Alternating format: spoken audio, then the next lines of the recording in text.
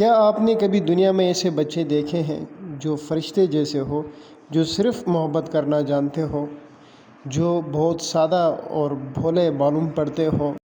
پر دل کے بہت نرم، کائنڈ، مخلص اور سچے ہو؟ جو لوگ ڈاؤن سنڈروم کو نہیں جانتے، میں ان کو بتاتا چلوں کہ یہ ایک خاص قسم کی جینیاتی کیفیت ہے جس کے ساتھ کچھ بچے پیدا ہوتے ہیں۔ ان کے جسم میں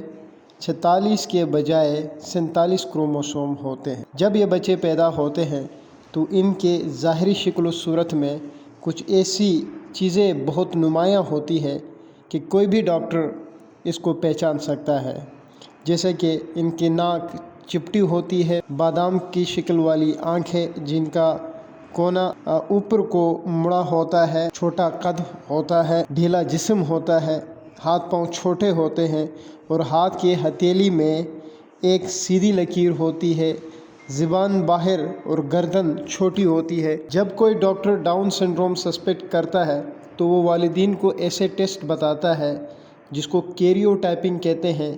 جس میں یہ کنفرم ہو جاتا ہے کہ کیا بچے کو یہ بیماری ڈاؤن سنڈروم ہے یا نہیں۔ اور جب یہ ڈاؤن سنڈروم کنفرم ہو جائے تو پھر کچھ اضافی ٹیسٹ کرانے پڑتے ہیں